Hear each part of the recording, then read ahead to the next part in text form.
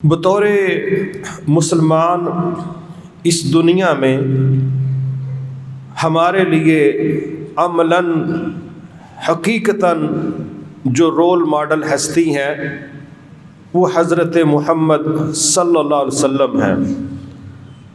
دنیا میں ہمیشہ کچھ لوگ ایسے رہے ہیں جن کو دنیا نے اپنا رہنما سمجھا، کسی نے سیاست میں، کسی نے تجارت میں، کسی نے ڈیلنگ میں، کسی نے ذہانت میں، کسی نے کھیل میں، کسی نے دین میں، کسی نہ کسی کو بہرحال فالو کیا ہے۔ لیکن جب لیڈرشپ کی آپس میں مماثلت دیکھیں، ان کے موازنے کریں تو یہ چیز نظر آتی کہ تمام رہنماؤں میں سب سے بڑے رہنما، سب سے بڑے رہبر، جس کی رہبری کو اور جن کی صلاحیت کو اور کردار کو پوری دنیا نے تسلیم کیا، وہ رسول اللہ صلی اللہ علیہ وسلم۔ میں نے پچھلے 2-3 خطبات جمعہ صبر نامی ایک رویے کے حوالے سے مختصراً پیش کرنے کی کوشش کی۔ ضروری تھا کہ یہ صبر والا رویہ اور استقامت، صبر کے دونوں معنی قرآن و حدیث میں لیے گئے۔ ایک ہے رکنا، کسی چیز سے باز آ جانا، اپنے آپ کو روک لینا، برداشت کرنا، منفی رد عمل نہ دینا، تحمل سے کام لینا، اور ایک ہے اپنے موقف پر استقامت دکھانا، ڈٹ جانا۔ تو یہ دونوں معنی جب ہم دیکھتے ہیں تو اس دنیا میں سب سے زیادہ صبر کا مظاہرہ انبیاء نے کیا ہے، اور ہمارے عقیدے اور ایمان کی بنیاد پر ہمارا یہ نظریہ ہے کہ اس دنیا میں سب سے زیادہ کامیاب ہستیاں بھی انبیاء کی ہستیاں علیہم السلام۔ اب چونکہ ہمارے نزدیک وہ اس ساری دنیا میں جو اربوں لوگ موجود ہیں، پتہ نہیں کتنے پیدا ہو کے چلے گئے، پتہ نہیں قیامت تک کتنی دنیا آئے گی، تو ہمیں اس بات کو تسلیم کر لینا چاہیے کہ کامیاب ترین لیڈرشپ انبیاء کی لیڈرشپ ہے، اور انہوں نے اپنی لیڈرشپ میں جس چیز کا بہت زیادہ مظاہرہ کیا، جس پر ان کے رب نے بھی بار بار ان کو کہا اس رویے کو مس نہ کرنا، اس کو ترک نہ کرنا، وہ صبر کا رویہ تھا۔ وہ اپنے موقف اور منہج اور نظریے پر استقامت کا رویہ تھا۔ لہذا سارے انبیاء کی بات تو ہم سر دست نہیں کر سکتے، لیکن میں چاہوں گا کہ اب ہم انشاءاللہ جن موضوعات پر بات کریں گے تعلق اس کا صبر و استقامت ہی کے ساتھ ہے، لیکن یہ ڈائریکٹ کلیکشن کہہ لیں حضرت محمد صلی اللہ علیہ وسلم کی سیرت مبارکہ سے ہے کہ یہ دو رویے، ایک صبر و برداشت کا اور دوسرا استقامت کا، یہ رویہ، یہ کردار کہاں سے آپ چلے اور کہاں سے آپ کو اس کردار کو پیش کرنا پڑا، اور پھر آخر وقت تک آپ نے اس رویے کو ترک نہیں کیا۔ لیکن 23 سال تو لگ گئے، لیکن 23 سال کے بعد جو نتائج دنیا نے دیکھے وہ شاید کوئی بے صبرہ شخص وصول نہیں کر سکتا تھا۔ آج بھی یہ اصول ہے کہ ایک لفظ بولا جاتا ہے کہ time is the best healer. جب کسی کو زخم لگ جائے تو اگر آپ چاہتے ہیں کہ وہ مندمل ہو جائے، وہ زخم ٹھیک ہو جائے، تو اس کے لیے ٹائم درکار ہے، وقت لگتا ہے۔ یہ کوئی ایسی چیز نہیں ہے کہ ادھر زخم لگا ہے اور ادھر آپ نے پٹی کی اور شام کو کہ کھول دے، ایسا نہیں ہے۔ جتنا زخم گہرا ہوگا اتنا زیادہ ٹائم لیتا ہے۔ کئی چوٹیں باہر کی ہیں، کئی چوٹیں اندر کی ہیں، لیکن ہر زخم وقت مانگتا ہے، ہر کرائسس وقت مانگتا ہے۔ ہر بحران سے نکلنے کے لیے جہاں رویے درست ہونے چاہیے وہاں فطری طور پر وقت بھی چاہیے، لیکن جو اینڈ ہوتا ہے، جس کو آپ ڈراپ سین کہہ سکتے ہیں، وہ اس بندے کے حق میں جاتا ہے جو بندہ صبر والا، استقامت والا رویہ اختیار کرتا ہے. اور بے صبر لوگ وہ کامیاب نہیں ہوتے، وہ زندگی کے کسی میدان میں بھی کامیاب نہیں. نہ وہ دعوت کے میدان میں کامیاب ہے، نہ وہ خدمت کے میدان میں کامیاب ہے.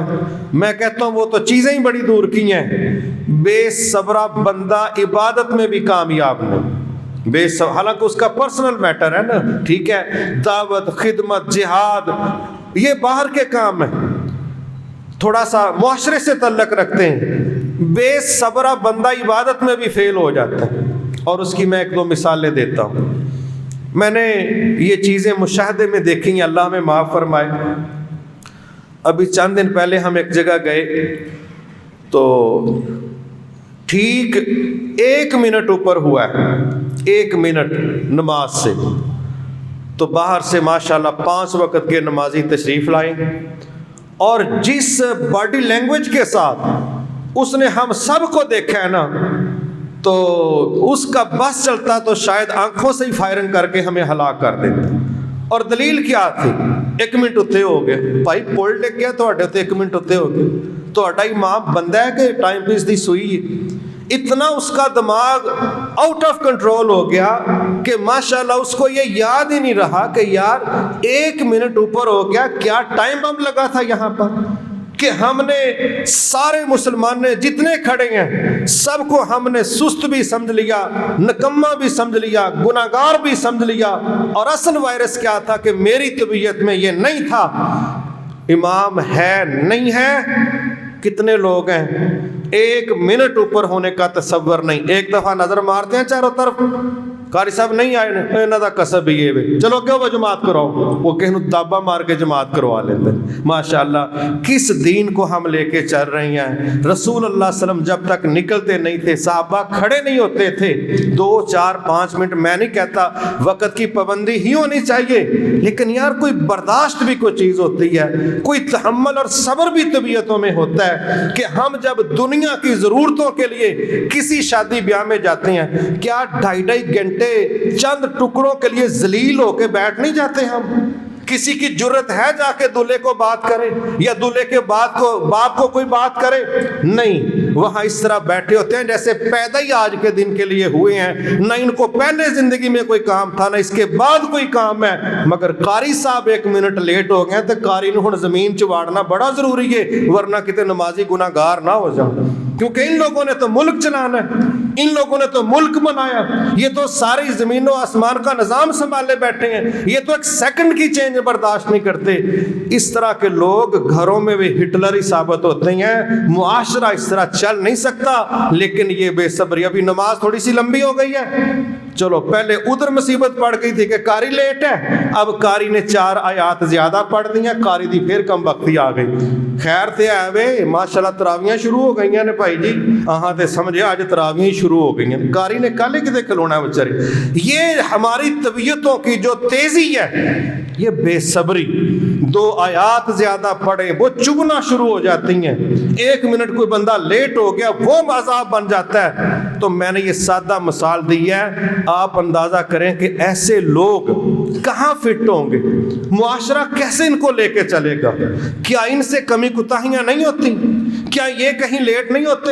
کیا ان سے مسائل پیدا نہیں ہوتے؟ لیکن فلیکسیبلٹی، لچک، یہ معاشروں کو چلاتی ہے.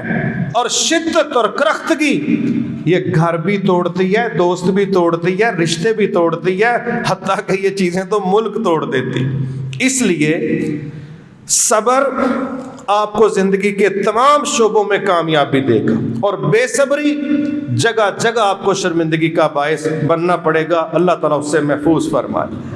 تو میں نے اس چیز کو جو پڑھنا سمجھا چاہا بالخصوص اپنی اصلاح کے لیے کہ اس دنیا میں جتنے بھی انبیاء آئے ہیں، ہم نے جب اس کو پڑھا تو نبی صلی اللہ علیہ وسلم سے ایک سوال کیا گیا تھا کہ سب سے زیادہ آزمائشیں کس طبقے پر آئی، کون سی کمیونٹی ہے؟ تو آپ نے فرمایا انبیاء پر. سب سے زیادہ آزمائشیں انبیاء پر، تو ظاہر ہے جب سب سے زیادہ آزمائشیں انبیاء پر آئی ہیں تو سب سے زیادہ صبر کی تلقین بھی اللہ نے انبیاء کو ہی کی، اور جب انبیاء نے اس رویے کو قبول کر لیا تو پھر اس کے نتائج بڑے خیر کے نکلے۔ میں صرف ایک مثال دوں نا، حضرت یونس علیہ السلام بڑی دعوت دی، سارا کچھ کیا، لوگوں نے مرضی کا رسپانس نہیں دیا، پریشان ہو کے نکل پڑے، ناراض ہو کے نکل پڑے، اور جب نکلے ہیں تو اللہ کا نبی آزمائش میں آ گیا مچھلی کے پیٹ میں، اور پیچھے قوم سجدے میں گری ہے، آتا ہوا عذاب رک گیا، مگر نبی نے ایک مرحلے پر بے قراری کا مظاہرہ کیا، نبی کی آزمائش شروع ہو گئی، نبی کی آزمائش۔ میرے محترم بھائی، اسی لیے لمبے سے لمبا تصور، صبر صبر، جلد بازی نہ کریں، غم نہ کریں، آپ ریلیکس ہو کے چلیں، اپنا نقصان نہ کریں، اپنی جان پر بوجھ نہ ڈالیں، انتظار کریں، ہم بھی انتظار کر رہے ہیں۔ یہ ساری چیزیں جمع کر کے اس دنیا کے سب سے بڑے لیڈر کو ٹرینڈ کیا اللہ رب العزت نے، رسول اللہ صلی اللہ علیہ وسلم، سب سے بڑی لیڈرشپ، ان کو بار بار ٹرینڈ کر رہا ہے اللہ تعالیٰ، یہاں بچنا، یہاں رکنا، یہ نہ کہنا، یہاں برداشت کرنا، یہاں کرنا۔ اور پریشانیاں ہیں، اپنے بھی تیر مار رہی ہیں، بیگانے بھی مار رہی ہیں، ساتھ کلمہ پڑھتے جاتے ہیں، ساتھ فائرنگ کرتے جاتے ہیں۔ عبداللہ بن ابی اینڈ کمپنی ساتھ کھڑے، اشہد ان لا الہ الا اللہ و اشہد ان محمد رسول اللہ صلی اللہ علیہ وسلم، جگہ جگہ تصدیقیں بھی کر رہے ہیں اور چرکے بھی لگا رہے ہیں، باہر والے بھی اندر والے بھی۔ لیکن اللہ اپنے نبی کو کیا کہہ رہا ہے؟ ان کو معاف کر دے، صبر سے کام لینا، ان کے لیے الٹا دعا کریں، الٹا ان کے لیے دعا کریں کہ یا اللہ ان کو معاف کر دے، کن کو؟ جنہوں نے پریشانیاں کھڑی تھیں۔ یہ رویے اس دنیا کی سب سے بڑی لیڈرشپ کو سکھائے جا رہی ہیں خالق کی طرف سے، مالک کی طرف سے۔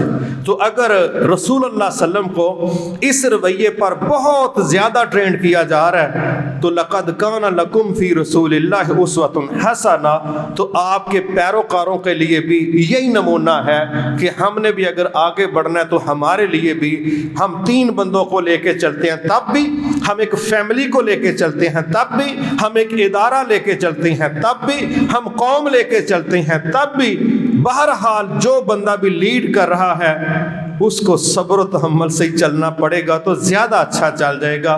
بے صبریاں اس کے مقاصد کو اس سے دور کرنے کا باعث بن سکتی۔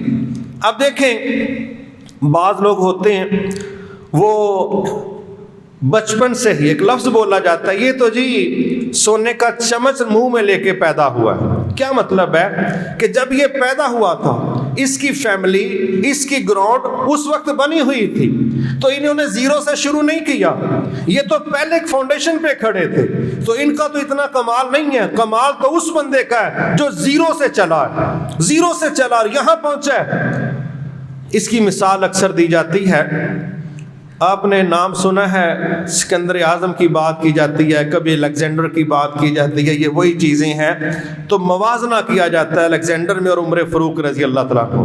کیا کہا جاتا ہے کہ دونوں کو جو موقع ملا ہے، دونوں کو وہ 10-10 سال کا ہے، مگر اچیومنٹس دونوں کی الگ ہیں، اور سٹارٹ کیریئر کا دونوں کا الگ ہے۔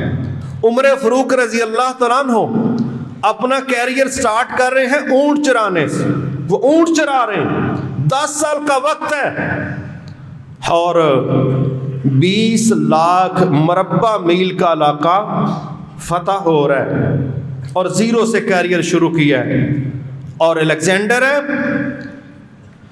جب یہ 20 سال کا ہے، جب یہ اپنی جوانی میں ہے، تو اس کا باپ اس کو تخت دے کے جا رہا ہے، یہ تخت سے سٹارٹ لے رہا ہے، یہ پہلے ہی تخت پر بیٹھا ہے، اس کا سٹارٹ وہاں سے ہوا ہے، لیکن اس کی وہ اچیومنٹس نہیں ہیں جو عمر فاروق رضی اللہ تعالیٰ عنہ کی، اس بندے کی کم ہے، عمر فاروق کی زیادہ ہے، وقت دونوں کا برابر، ایک زیرو سے شروع ہو رہا ہے، ایک تخت سے شروع ہو رہا ہے، اس لیے دنیا موازنہ کرتے ہوئے بھی کہتی ہے کہ عمر فاروق کا کوئی مقابلہ نہیں ہے۔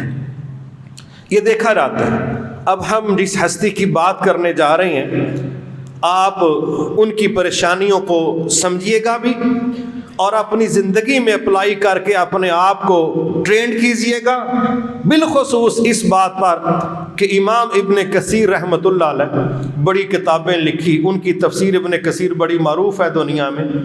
تو وہ کہتے ہیں میں نے اپنے استاد محترم سے کہا کہ میری زندگی میں غم بہت زیادہ ہے، تو مجھے کوئی نسخہ بتائیں کہ میری زندگی کے غم کم ہو جائیں۔ تو استاد واقعی استاد تھے، انہوں نے کہا کہ آپ اللہ کے نبی کی سیرت کا مطالعہ کریں۔ کہتے میں نے اپنے طور پہ سوچا یہ کیا نسخہ ہے بھائی، میں تو چاہ رہا تھا کہ کوئی ٹوٹکا ہو جاتا، کوئی اسپیشل بات ہو جاتی، اس طرح بعض اوقات ہم تھک جائیں تو ہم وظیفے پوچھنا شروع کر دیتے ہیں۔ تو بہرحال وہ کہنے لگے چونکہ استاد نے کہہ دیا تھا تو میں نے بھی اپنا مسئلہ رکھا تھا، پھر میں نے سوچا کہ شروع کرتے ہیں۔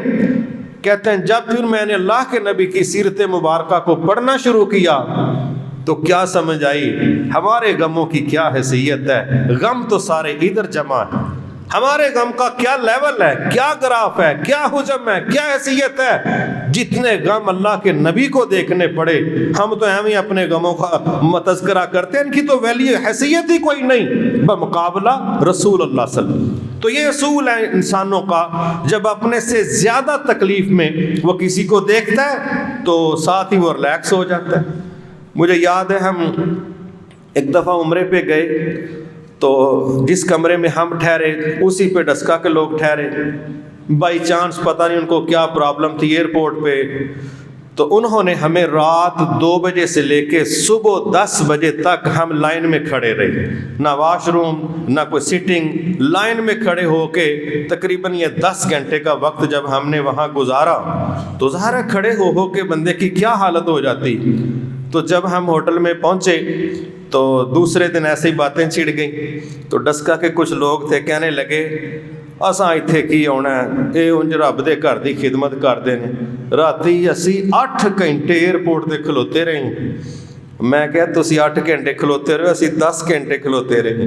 جب اس نے یہ بات سنی نا تو بے ساختہ اپنے بیٹے کو بلا کہتا اوے ادھر آ، اسی ہمیں رون ڈے ہاں، یہ تے ساڈے تو بھی 2 گھنٹے بعد کھلوتے ہیں۔ ادھر ہی ریلیکس ہو گیا وہ کہ ہم ہی پریشان نہیں ہیں، یہ ہم سے بھی زیادہ پریشان۔ یہ انسانی مزاج ہے، اور اسی لیے اللہ تعالیٰ نے رسول اللہ صلی اللہ علیہ وسلم کو جب پریشانیوں میں دیکھا تو اللہ تعالیٰ نے پچھلے نبیوں کے واقعات بیان کیے کہ آپ پریشان نہ ہو، یہ کوئی پہلی ریہرسل نہیں ہے، یہ کوئی پہلا مسئلہ نہیں ہے۔ آپ سے پہلے یہ جو پوری سیریل ہم نے بھیجی ہے نا، تو یہ سب کے ساتھ معاشرے نے یہ کیا ہے جو آپ اپنے معاشرے میں دیکھ رہے ہیں، یہ کوئی نیا مسئلہ نہیں ہے، لیکن آپ نے صبر کرنا ہے، صبر کرنا ہے۔ اس طریقے سے اللہ اپنے نبی کو آگے لے کے چلتے تھے۔ تو سٹارٹ کہاں سے ہو رہا ہے؟ اللہ اکبر۔ بعض مسائل ایسے ہیں جب تک بندہ ان میں اترے نہ اس کی سمجھ نہیں آتی، اس کی سمجھ نہیں آتی۔ یتیمی لفظ شاید بڑے تھوڑے وقت میں ادا ہو جاتا ہے، لیکن یتیم شخص بالغ ہونے تک کس طرح کی زندگی گزارتا ہے وہ بیچارہ سارے دکھ نہ بیان کرتا ہے نہ کر سکتا ہے۔ اور یتیموں کے حوالے سے جو بہت کچھ اسلام نے سمجھایا ہے اس کے پیچھے یہ معاشرے کی بے حسی تھی، جس کو کور اور کلیئر کرنے کے لیے بار بار یہ فضیلتیں بیان کی گئی کہ جو یتیموں کے سر پہ ہاتھ رکھے گا وہ قیامت کو اللہ کے نبی کے ساتھ اس طرح ہوگا جس طرح یہ 2 انگلیاں ہیں، یہ فائدہ ہوگا وہ فائدہ۔ کیوں؟ سوسائٹی بے سہارا کو اپنی ذمہ داری نہیں سمجھتی، حالانکہ اللہ تعالیٰ کا نظام ہے حل تنصرون و ترزقون الا بضعفائکم۔ اللہ فرماتے ہیں لوگوں تمہاری جو مدد کی جاتی ہے وہ تمہارے کمزوروں کی وجہ سے کی جاتی ہے، تمہارا کوئی اتنا لاڈلا پن نہیں ہے اللہ کے پاس کہ تمہیں بڑا کچھ دیا گیا ہے، اس کی وجہ تمہارے سوسائٹی کا کمزور طبقہ ہے، جب تم اس کو سپورٹ کرو گے اللہ تمہیں سپورٹ کرے گا۔ یہ حدیث کا اصول۔ تو آپ دیکھیں کہ آغاز ہی یہاں سے ہو رہا ہے کہ نبی صلی اللہ علیہ وسلم دنیا میں تشریف لاتے ہیں مگر دنیا میں تشریف لانے سے پہلے ہی اپنے والد محترم کے سائے سے محروم ہو جاتے ہیں۔ اب بچے کو تو اس چیز کا احساس نہیں، خبر نہیں کہ اس وقت مجھے کیا کیا چاہیے، اس کو تو زیادہ ماں کا ساتھ چاہیے، لیکن بہرحال سٹارٹ کیریئر کا یہاں سے ہو رہا ہے۔ ابھی دنیا میں تشریف نہیں لائے مگر باپ کا سایہ، اس سے آپ محروم ہو گئے۔ ابھی یہ مرحلہ گزرا ہے، آپ کا زندگی کا اگلا مرحلہ شروع ہو رہا ہے۔ عمر 6 سال ہے، والدہ محترمہ کا سایہ بھی، آپ اس سے بھی محروم ہو گئے۔ ابھی دادا جی کی کفالت میں ہے، 2 سال ان کی کفالت میں رہے، 8 سال آپ کی عمر ہے، دادا جی کے سہارے سے بھی آپ فارغ ہو گئے، محروم ہو گئے۔ اب یہ دیکھیں ایک بالکل چھوٹا بچہ جو اس کیفیت میں زندگی کا سفر لے کے چل رہا ہے، ظاہر ہے 6 سال کے بعد تو اس کو بڑا کچھ سمجھ آنا شروع ہو گیا۔ مجھے اچھا بھی لگا، چند دن پہلے ایک بات مجھ تک پہنچی تھی، وہ قرآن و حدیث کی، لیکن ہماری بہنیں بعض اوقات اس کو نیگیٹو لے جاتی ہیں۔ بہت سی ہماری بہنیں جب وہ دیکھتی ہیں نا کہ ایموشنلی کوئی بیوہ ہو گئی ہے، کسی کو طلاق ہو گئی ہے، یہ معاشرے کے مسئلے ہیں، آپ ان سے انکار نہیں کر سکتے، لیکن جذباتی ہو کے یہ بات کرنا کہ بھائی میں نے نیکسٹ شادی نہیں کرنی، میں نے ساری زندگی ایسے گزار دینی، یہ فلمی ڈائلاگ ہیں، اور اگر کوئی اس طرف چلتا ہے تو وہ اپنی زندگی کو اندھیرے کنویں میں گرانے کی خودکشی والی کوشش کرتا ہے، کیونکہ اسلام نے جو ذہن دیا ہے کہ بیوہ کا بھی نکاح کرواؤ، مطلقہ کا بھی نکاح کرواؤ، کنواریوں کا بھی کرواؤ، لونڈیوں کا بھی کرواؤ، نوجوانوں کو نکاح کی ترغیب دی، یہ فطری روڈ میپ ہے۔ لیکن ہماری بہنیں بیٹیاں بعض اوقات شدت غم میں کہہ لیں، معاشرے کی بے عزتی کہہ لیں، پہلا حادثہ کہہ لیں، وہ کیا کہتی ہیں، نہیں میں نے نکاح نہیں کرنا۔ ابھی مجھ تک ایک بات پہنچی کسی ماں کی، اس کے چند بچے بھی ہیں، ان کی طلاق ہو چکی تھی، تو اس نے انڈائریکٹ کسی کو بڑی دیر بعد یہ اشارہ دیا اپنے کسی عزیز کو کہ میں اب نکاح کرنا چاہتی ہوں۔ اب تو میں نے بتانے والے کو پوچھا کہ اب یہ کیوں چینج آ گئی ہے، تو اس نے پھر جو بات بتائی وہ بڑی خطرناک تھی اور بڑی حساس تھی، اور یہ ہوتا ہے، کہنے لگی جب ہم سارے رشتہ دار اکٹھے ہوتے ہیں نا، سارے رشتہ دار، تو ہر بچہ اپنے باپ کی گود میں کھیلتا ہے، اور ہر باپ اپنے بچے کے ساتھ کھیلتا ہے، اور وہاں پر میرے بچے ابھی ہیں چھوٹے، لیکن اتنے چھوٹے بھی نہیں ہیں کہ وہ اس چیز کو سمجھ نہ سکیں۔ اب میرے بچے مجھ سے پوچھتے ہیں میرا ابو کدھر ہے، تو کہتی ہے جب سب کے ابو ادھر ہوتے ہیں اور میرے بچے مجھ سے پوچھتے ہیں کہ میرے ابو کدھر ہیں، تو پھر میرے پاس سوائے ٹوٹنے بکھرنے کے میرے پاس کوئی حل نہیں ہوتا۔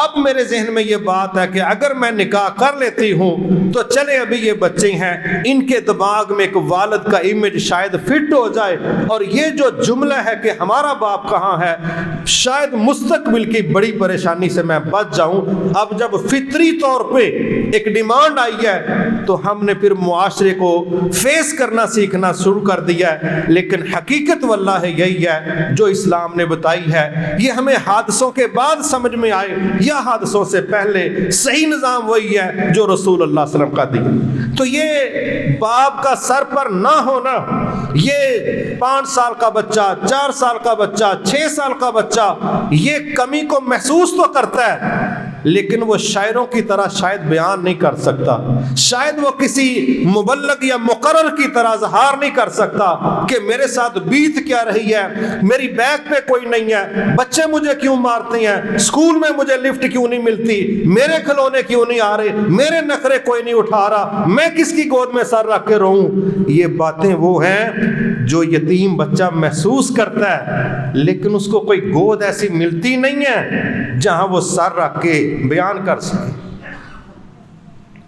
اور یہ وقت دیکھا ہے رسول اللہ صلی اللہ علیہ وسلم، آپ نے وقت دیکھا ہے کہ پیدائش سے پہلے یتیمی، 6 سال کی عمر میں ماں سے محرومی، 8 سال کی عمر میں دادا جی کی شفقت سے محرومی، یہ پیریڈ بڑا حساس ہوتا ہے، یہ وقت بڑا حساس ہوتا ہے، لیکن یہ آغاز ہے رسول اللہ صلی اللہ علیہ وسلم کی اپنی زندگی کا۔ اور ہم یہ سمجھتے ہیں کہ شاید بچوں کو تو پتہ ہی نہیں چلتا، میں کہتا ہوں جتنے سینسٹیو بچے ہوتے ہیں شاید بڑے نہیں ہوتے۔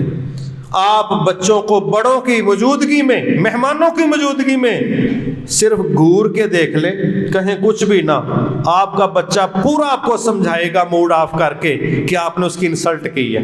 حالانکہ بڑا بندہ سروائیو کر جاتا ہے، گزارا کر جاتا ہے، کوئی کور ڈال لیتا ہے، لیکن بچے نے کیا کور ڈالنا ہے؟ کم از کم اس کی باڈی لینگویج تو بتا دیتی ہے کہ میرے ساتھ آپ نے مہمانوں کے سامنے یہ کیوں کیا۔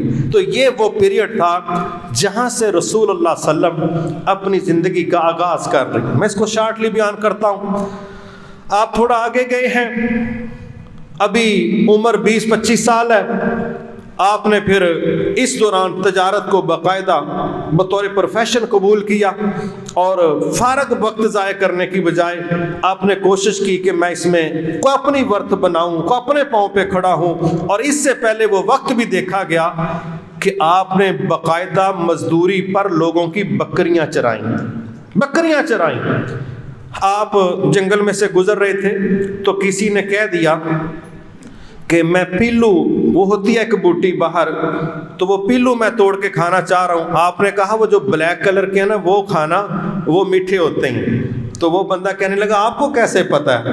تو آپ نے کہا میں جب بکریاں چراتا تھا نا تو اس وقت میں کھایا کرتا تھا، تو مجھے اس وقت ان کے ٹیسٹ کا پتہ ہے۔ تو یہ صحیح بخاری شریف میں آتا ہے کہ آپ نے کہا میں چند کے رات کے عوض، مزدوری پر، اجرت پر میں بکریاں چراتا تھا۔ پھر آپ نے کہا کوئی نبی ایسا نہیں گزرا جس نے بکریاں نہیں چرائیں۔ یہ بڑی حیرانگی والی بات ہے کہ عام بندہ تو شاید اس کو کس رنگ میں دیکھے، لیکن بکریاں تمام نبیوں نے چرائیں۔ کون کہہ رہے ہیں؟ رسول اللہ صلی اللہ علیہ وسلم، تمام نبیوں نے۔ یہ سٹیٹس کا مسئلہ نہیں ہے، یہ ٹریننگ کا مسئلہ ہے، یہ تربیت کا مسئلہ ہے۔ جب SSC کے کمانڈوز بنتے ہیں تو آپ کا کیا خیال ہے؟ وہ کوئی اسٹوڈیو میں بنتے ہیں کہ میک اپ کرو اور کمانڈو بنا لو اور بڑھ کے مروا لو؟ نہیں، جو ان کے حالات اور ان کو دیکھنا پڑتا ہے وہ تو ہم دیکھ کے گھبرا جاتے ہیں، جس میں سے ان کو گزرنا پڑتا ہے۔ لیکن تمام انبیاء کو بکریاں چرا کے تحمل والی ٹریننگ دی گئی۔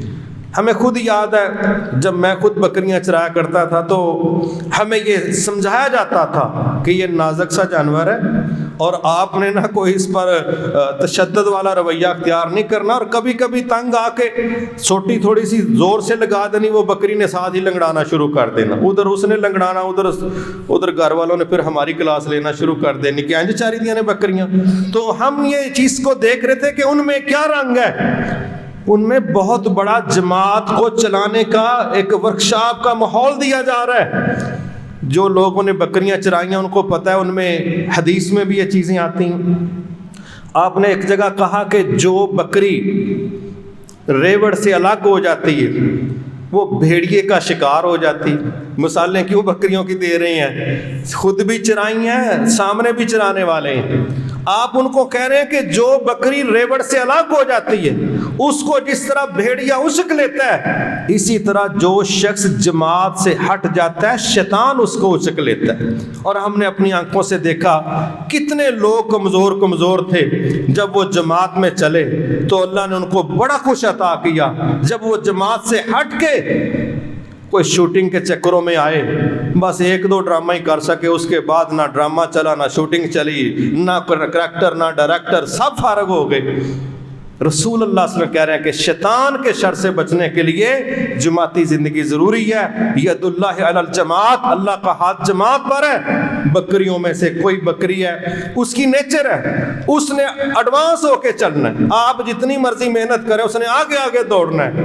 کچھ بکریاں ہیں وہ کنارے پر چلتی ہیں، کچھ بکریاں سینٹر میں رہتی ہیں، ان کا مزہ آ جائیے، اور کچھ بکریاں پیچھے آہستہ آہستہ آہستہ چلتی ہیں۔ کچھ بکریوں کی عادت ہوتی ہے وہ گلی میں سے گزر رہی ہوں، ان کا بس چلے تو دیواروں کے اوپر سے چڑھنا شروع کر دیتی ہیں۔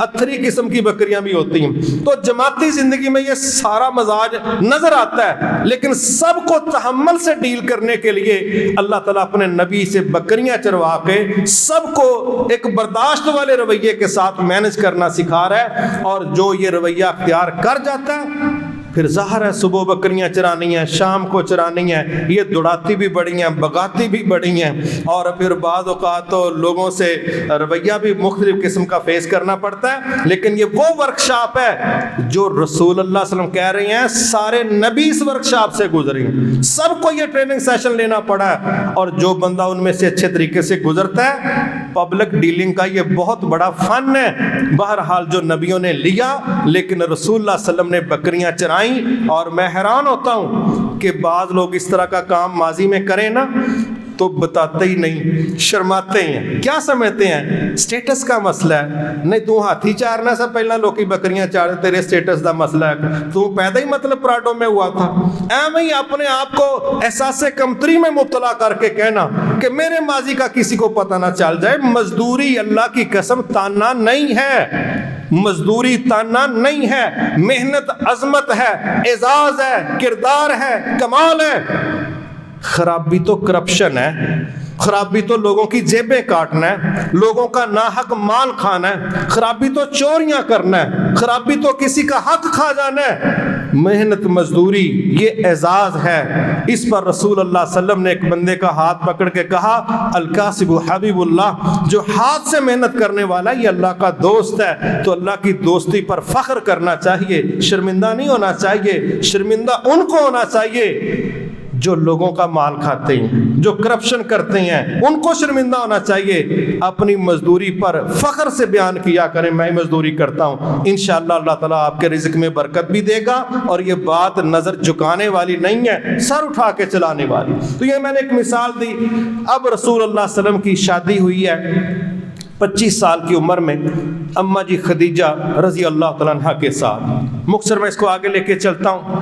پھر پہلی وحی جب آپ پر نازل ہوئی ہے، 40 سال آپ کی عمر ہو گئی ہے، اور نبوت کا تاج آپ کے سر پر سجا دیا گیا۔ چونکہ آپ کی ملاقات جب جبرائیل علیہ السلام سے ہوئی تو پہلی ملاقات تھی، تو پتہ ہی نہیں تھا کہ حالات کیا ہیں، سچویشن کیا ہے، تو آپ شدید پریشانی میں تھے۔ آپ جب گھر آئے، معروف واقعات ملتے ہیں کہ آپ نے پریشانی میں گھر آ کے کہا کہ مجھے کوئی کمبل دے دو، کوئی چادر دے دو، تو مجھے تو پریشانی لگ گئی، پتہ نہیں ہے کیا واقعہ پیش آیا۔ تو اماں جی نے کہا کیا واقعہ پیش آیا؟ انہوں نے یہ ساری سچویشن بیان کی۔ اماں جی کہنے لگی میرے نا چچا زاد کزن ہے ورقہ بن نوفل، تو وہ عیسائیت کا بھی عالم دین ہے، تو تورات زبور کو بھی جانتا ہے، تو ہم اس کے پاس چلے جاتے ہیں۔ تو ظاہر ہے وہ دونوں میاں بیوی رسول اللہ صلی اللہ علیہ وسلم، اماں جی خدیجہ، دونوں ورقہ بن نوفل کے پاس چلے گئے۔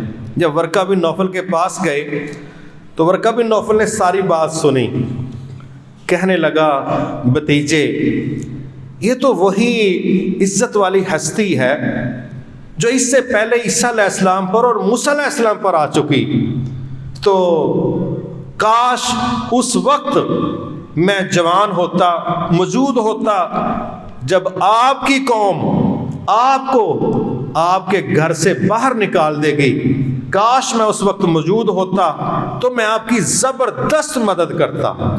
تو رسول اللہ صلی اللہ علیہ وسلم کہنے لگے چچا جی میرا کام تو کوئی ایسا ہے نہیں کہ میری قوم ہی مجھے باہر نکال دے گی۔ تو چچا نے نا پرانی ہسٹری سامنے رکھ دی، کہنے لگے بھتیجے جس طرح کی باتیں آپ نے اب کرنی ہے نا، آپ جو دعوت لے کے اب کھڑے ہوئے ہو نا، جب یہ معاشروں میں پہلے نبیوں نے پیش کی تو پھر ان کے اپنے نہیں رہے، پھر لوگوں نے گلے میں پھولوں کے ہار نہیں ڈالے، پھر بڑے بڑے قریبی تھے، پھر ان کے رویے بدلے، جملے بدلے، بڑا کچھ بدلا۔ تو بھتیجے یہ وقت آئے گا، کیا خیال ہے پھر ہجرت کے واقعہ پر وہ وقت آیا کہ نہیں آیا؟ وہ وقت آ گیا۔ میرے محترم بھائیوں، حقیقت یہ ہے کہ یہ ہے آپ کی زندگی کا وہ انتہائی کٹھن قسم کا مرحلہ جس پر میں اللہ نے چاہا تو میں انشاءاللہ اگلے جمعہ سے بات کروں گا. میں نے ابھی صرف ایک بنیاد رکھی ہے تاکہ ہمیں پتہ ہو کہ اس دنیا کا سب سے بڑا لیڈر جس کو دنیا کی اکثریت نے لیڈر تسلیم کیا ہے, حتیٰ کہ دشمنوں نے, کفار نے لیڈر تسلیم کیا ہے, میں چاہوں گا کہ ہم آپ کی لیڈرشپ کی یہ جو سکل ہے کہ معاشروں کو کیسے لے کے چلنا ہے, فیملی کو کیسے لے کے چلنا ہے, دوستوں کو کیسے لے کے چلنا ہے, دشمنوں کو کیسے لے کے چلنا ہے, کاروبار کو کیسے لے کے چلنا ہے, حکومتوں کو کیسے لے کے چلنا ہے, یہ ساری وہ خوبیاں جو رسول اللہ صلی اللہ علیہ وسلم کے اندر موجود تھیں, میں چاہوں گا کہ انشاءاللہ یہ آپ کی سیرت پر بھی خطبات ہوں گے, لیکن آپ کی اسپیشلی وہ جو صلاحیت اور رویہ ہے جو اللہ تعالیٰ نے بار بار آپ کو کہا ہے کہ اس کو مس نہ کرنا, اس کو اختیار کر کے رکھنا, اس کا دامن نہ چھوڑنا, تو جو چیز اللہ کے نزدیک بہت اہم ہے اور جس کو رسول اللہ صلی اللہ علیہ وسلم نے بڑا قبول کیا, لیکن کہاں کہاں قبول کرنا پڑا, کیا کیا آپ کی زندگی میں آیا اور پھر وہاں آپ کا رویہ کیسا رہا, انشاءاللہ میں چاہوں گا کہ ہم اس دنیا کی سب سے عظیم ہستی کو ایک سکل کی بنیاد پر, ایک ٹیکنیک کی بنیاد پر پڑھیں تاکہ ہم آپ کے اس رویے کو دیکھیں کہ کس مرحلے پر آپ کو کیا غم آیا اور اس موقع پر آپ کا رویہ فیس کرنے کا کس طرح کا تھا, تاکہ ہم اپنے گھروں میں, اپنے معاشرے میں, اپنے کاروبار میں اور اپنی معیشت میں ہم انہی رویوں کو اپلائی کریں اور ہمارا رب انشاءاللہ اس کے نتیجے میں ہمیں بڑی کامیابیاں عطا فرمائے گا. تو میں امید کرتا ہوں کہ نیکسٹ میرے بھائی اور میری بہنیں انشاءاللہ بر وقت تشریف لائیں گی. ہم رسول اللہ صلی اللہ علیہ وسلم کی سیرت مبارکہ کا انتہائی اہم قسم کا حصہ یہ مخصوص کر کے, سلیکٹ کر کے, ہم اس کو انڈرلائن کر کے آپ کے سامنے انشاءاللہ پیش کریں گے. تو ہم امید کرتے ہیں کہ آپ اپنے دوستوں کو, بھائیوں کو بھی دعوت دیں گے. انشاءاللہ جو بندہ بھی زندگی میں آگے بڑھنا چاہتا ہے, یہ جو چیپٹرز ہمارے شروع ہونے جا رہی ہیں یہ بطور لیڈرشپ اس کے لیے اتنے زیادہ ضروری ہیں. اگر وہ آگے بڑھنا چاہتا ہے, اگر اس نے سائیکل سٹینڈ پہ کھڑا کر کے پیڈل مارنے ہیں ساری زندگی تو مارتا رہے, تھک جائے گا لیکن فاصلہ نہیں نپٹے گا.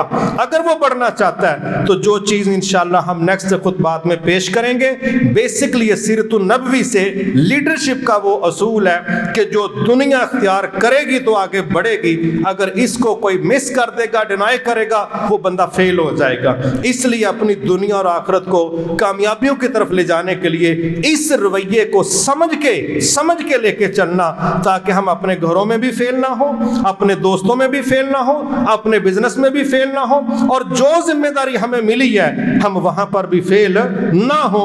ہمارا دل بھی اس کو لیڈرشپ کی طرف لے کے جائے, ہمارا معاشرہ بھی لیڈرشپ کو تسلیم کرے, ہمارا رب بھی اس کو قبول کرے, اور نتیجے میں اللہ دنیا میں بھی عزت دے دے اور قیامت کو بھی اپنی جنت دے دے. اس رویے کو سمجھ کے سنت کے مطابق جب ہم اپنے اوپر اپلائی کریں گے, اجر بھی ہوگا, نتائج بھی خیر کے ملیں گے, اور زندگی بھی انشاءاللہ کامیابیوں کی طرف بڑھے گی. وما توفیقی الا باللہ العلی العظیم.